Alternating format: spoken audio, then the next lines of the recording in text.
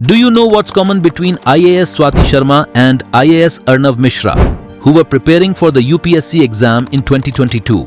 They both choose the same optional subject for the UPSC exam, which is sociology.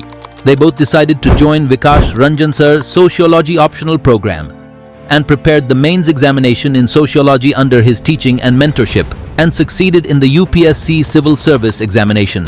Vikash Sir daily after class interaction with students cleared their general studies doubts as well. Just like IAS Swati Sharma and IAS Arnav Mishra, many others also followed Vikash Ranjan Sir guidance and teaching for preparation of sociology optional. And remember, success is not a matter of chance, rather right choice. Thousands of toppers made right choice by joining Vikash Ranjan Sir for sociology and essay preparation. That is a solution for 750 marks in mains. Make right choice and subscribe our courses for sociology optional, essay, ethics and CSAT. Hello everyone, मेरा नाम आकाश कुमार है। मुझे 68 BPSC में 9वीं rank प्राप्त हुई है और बिहार शिक्षा सेवा मुझे मिला है। यह बीपीएससी में मेरा प्रथम प्रयास था और मैंने ग्रेजुएशन 2021 ईस्वी में कंप्लीट करने के बाद बीपीएससी की तैयारी में मैं जुट गया था। मैं अपने बैकग्राउंड की बात करूं तो मैं बिहार के वेस्ट चंपारण ज़िले से बिलोंग करता हूं। मेरी स्कूलिंग गांव के ही सरकारी विद्यालय से हुई है और मैंने ग्रेजुएशन बनारस हिंदू यूनिवर्सिटी से ज्योग्राफी विषय में किया है। 2021 में ग्रेजुएशन कंप्लीट होने के बाद मैं यूपीएससी की प्रिपरेशन में जुट गया था, लेकिन 2022 में मेरा प्रीलिम्स क्लियर नहीं हुआ, जिसके बाद से मैं बीपीएससी देने का सोचा और 68 में अपीयर हुआ, जिसमें मुझे सफलता मिली है। मैं वीडियो को शुरू करने से पहले एक चीज़ क्लैरिफाई कर देना चाहता हूँ कि मैंने अपनी प्रिपरेशन सेल्फ स्टडी के माध्यम से किया है। मैं किसी भी कोचिंग संस्थान में ऑफलाइन या ऑनलाइन वीडियो क्लासरूम प्रोग्राम में इन्वॉल्व नहीं हुआ हूँ। लेकिन हाँ, प्रीलिम्स के समय और मेंस के समय टेस्ट सीरीज प्रोग्राम मैंने कई सारे कोचिंग्स के ज्वाइन किए थे, जिससे मुझे हेल्प मिली है और इंटरव्यू फेज में मॉक इंटरव्यू भी दिया था। इस वीडियो में बेसिकली हम लोग प्रीलिम्स के स्ट्रेटजी के बारे में बात करेंगे। मैंने कौन कौन से बुक रेफ़र किए, मेरी क्या स्ट्रेटजी रही और साथ ही एग्ज़ाम हॉल में आपकी क्या माइंडसेट हो, इसके बारे में भी जानने का प्रयास करेंगे। जैसा कि आप सभी जानते हैं कि 68 बीपीएससी के बाद बीपीएससी के प्रीलिम्स की पूछने का पैटर्न यूपीएससी की तरफ शिफ्ट हो रहा है। प्रीलिम्स में ज़्यादातर क्वेश्चन अब स्टेटमेंट बेस्ड पूछे जा रहे हैं, जिसमें एलिमिनेशन टेक्निक का भी रोल बढ़ा है। तो इसके लिए अगर बुक लिस्ट की बात करें तो मैं हिस्ट्री सेक्शन के लिए एंशिएंट और मेडिएवल के लिए मैं 6 से 8 एनसीईआरटी को रेफ़र किया था और मॉडर्न के लिए स्पेक्ट्रम बुक्स को रेफ़र किया था।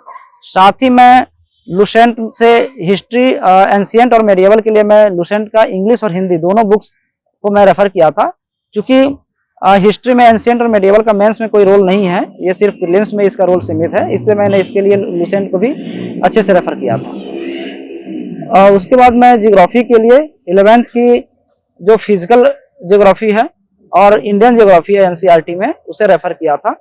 पॉलिटी के लिए प्राइमरली मैं लक्ष्मीकांत को ही मेन सोर्स के रूप में रेफ़र किया था, उसके अलावा मैंने कोई एनसीईआरटी पॉलिटी के लिए रेफ़र नहीं किया। इकोनॉमिक्स के लिए चूंकि मैं यूपीएससी की प्रिपरेशन करता था, तो मुनाल पटेल सर की जो हैंडआउट आती है लगभग 600 पेज की है, और उसे मैंने रेफ़र किया था।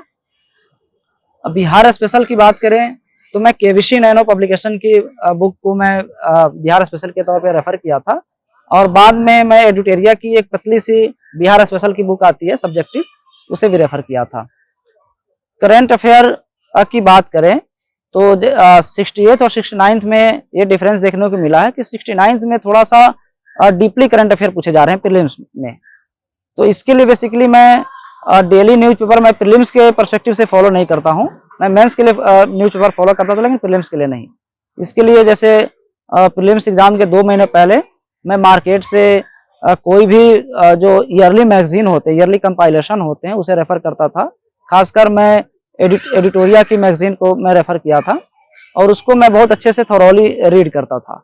लास्ट के 6 मंथ के करंट अफेयर प्रीलिम्स में बहुत ज़्यादा इंपॉर्टेंट होते हैं और इसलिए मैं लास्ट के 6 मंथ के करंट अफेयर में जैसे जो रैंकिंग्स रिपोर्ट जो लास्ट के 6 मंथ के होते हैं, उनको मैं बहुत अच्छे से रीड किया था। लास्ट के 3 मंथ के लिए मैं एक दूसरा करंट अफेयर सोर्स भी रेफ़र करता था, ताकि जो क्वेश्चन मेरे जो प्राइमरी सोर्स होता था उससे छूट गया है तो कवर हो जाए। इसके लिए मैं एसपीडी के मंथली जो एसपीडी के ईयरली मैगजीन में जो लास्ट में मंथ वाइज करंट अफेयर दिए गए रहते हैं, उसे मैंने रेफ़र किया था। अच्छा, एक इम्पॉर्टेंट बात कि आप जब जो ईयरली कंपाइलेशन होते हैं उसी में इंडिया के इकोनॉमिक सर्वे और बजट भी दिए गए रहते हैं, तो मैंने बजट और इकोनॉमिक सर्वे को वहीं से कवर किया था। बिहार स्पेसिफिक जो करंट अफेयर्स थे उसके लिए भी सेपरेट ईयरली कंपाइलेशन आते हैं एडिटोरिया के, एसपीडी के, तो मैं इन्हीं दोनों को रेफर किया था बिहार स्पेशल के लिए भी। और साइंस एंड टेक्नोलॉजी पोर्शन की बात करें तो 68 में तो थोड़ा सा एनसीईआरटी बेस्ड और एनालिटिकल क्वेश्चन ज़्यादा पूछे गए थे, लेकिन 69 के प्रीलिम्स में टेक्नोलॉजी के पर्सपेक्टिव से ज़्यादा क्वेश्चन आए थे।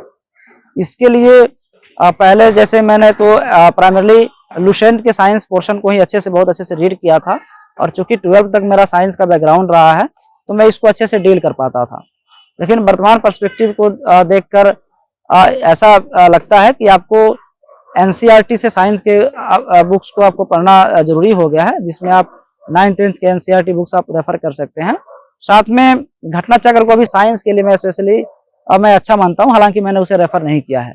और जो टेक्नोलॉजी वाला पोर्शन है उसके लिए अगर आप विजन मैगजीन अगर आप रेफर करते हैं तो वो वहां से इनफ आप सॉल्व कर सकते हैं टेक्नोलॉजी वाले पोर्शन को। हमने बुक लिस्ट के बारे में बात कर लिया। अब इसके बाद हम बात करेंगे कि किन किन चीजों को प्रीलिम्स के प्रिपरेशन में ध्यान रखना जरूरी है।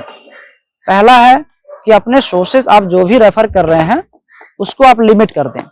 आप मल्टीपल सोर्सेज को रेफर करने ना जाएं, क्योंकि फैक्ट जो हर किसी का ये नेचर है कि फैक्ट भूल जाते हैं, तो आप ज्यादा सोर्सेज से रेफर करेंगे तो आपको फैक्ट याद नहीं रहेंगे, और जब प्रीलिम्स में आपको सिली मिस्टेक्स आपसे ज्यादा होंगे। तो इसके लिए मेरा पहला सजेशन है कि आप अपना सोर्सेज को लिमिट करें। दूसरा है कि मल्टीपल टाइम्स रिवीजन करें। रिवीजन प्रीलिम्स में सबसे ज्यादा इंपॉर्टेंट है, ठीक है। और तीसरा है कि मॉक टेस्ट आप जरूर दें। मैं अपनी बात करूं तो मैंने 68 प्रीलिम्स के समय में ऑलमोस्ट 20 के आसपास मॉक्स दिए थे, जिससे कई बार आप जब किसी बुक को पढ़ लेते हैं तो आपको लगता है कि पूरा बुक का हमको पता है, लेकिन जब आप मॉक टेस्ट देते हैं कुछ क्वेश्चन नहीं बनते हैं तो आपको अपनी वीकनेसेस फाइंड करने में हेल्प मिलती है, जिससे आप समय रहते आप इम्प्रूव कर सकते हैं। इसलिए मॉक टेस्ट के प्रीलिम्स में खासकर बहुत ज्यादा इंपॉर्टेंस है। इसका इंपॉर्टेंस इस मामले में भी है कि मॉक टेस्ट आपको यह आइडेंटिफाई करने में हेल्प करता है कि आप 150 क्वेश्चन में कितने क्वेश्चन आपको अटेम्प्ट करने चाहिए, आपकी एक्यूरेसी कितनी है, आपको आपके कौन सब्जेक्ट आपके स्ट्रॉन्ग है, कौन सब्जेक्ट आपकी वीकनेस है। जैसे मैंने 68 के प्रीलिम्स में 135 क्वेश्चंस अटेम्प्ट किए थे, जबकि 69th में 130 क्वेश्चंस अटेम्प्ट किए थे। तो आप देख सकते हैं कि मैं जनरली ज्यादा क्वेश्चन अटेम्प्ट करने में विश्वास रखता हूं, और एलिमिनेशन टेक्निक का भी मैंने बखूबी यूज किया था एग्जामिनेशन हॉल में।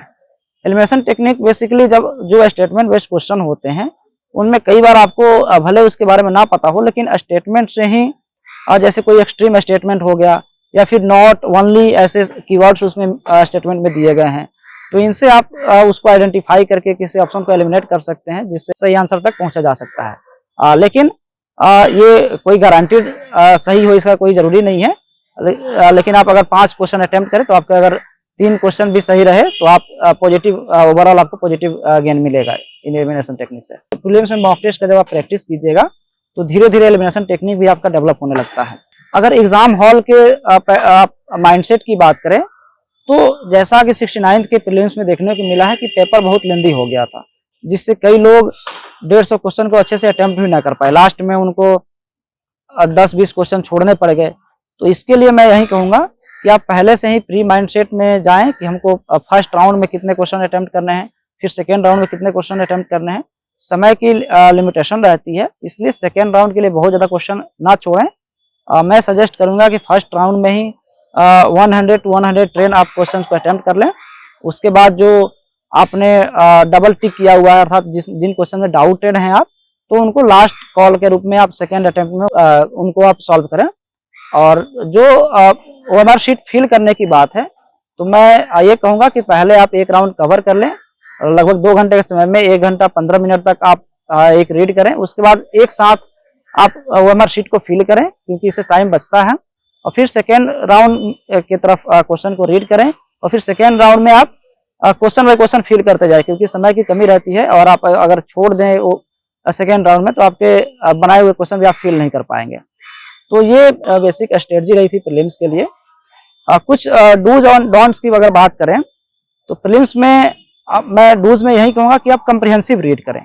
पहले ये होता था कि आप लुसेंट पढ़ लेते थे, घटना चक्र पढ़ लेते थे और आपका प्रीलिम्स क्लियर हो जाता था, लेकिन अब ऐसा नहीं है। अब आपको बेसिक्स की तरफ ज़्यादा ध्यान देना होगा। इकोनॉमिक सर्वे और बजट को बहुत अच्छे से रीड करें क्योंकि इससे डायरेक्ट क्वेश्चन आते हैं। और डोंट्स में मैं ये कहूँगा कि अगर आपको आपकी एक्यूरेसी सही नहीं है तो ज़्यादा क्वेश्चन आप अटेम्प्ट ना करें। आप खुद अपना डिसाइड करें कि मुझे 110 क्वेश्चन अटेम्प्ट करने हैं या 130 क्वेश्चन अटेम्प्ट करने हैं, वो आपको मॉक टेस्ट से आपका डेवलप हो जाएगा। आप ज़्यादा अगर क्वेश्चन अटेम्प्ट करने जाते हैं और नेगेटिव होता है तो आपके लिए ये हानिकारक सिद्ध हो सकता है। तो मेरी बेसिक स्ट्रेटजी यही है। मैं डीकेटी टीम को मेरी स्ट्रेटजी शेयर करने के मौका देने के लिए धन्यवाद करना चाहता हूँ।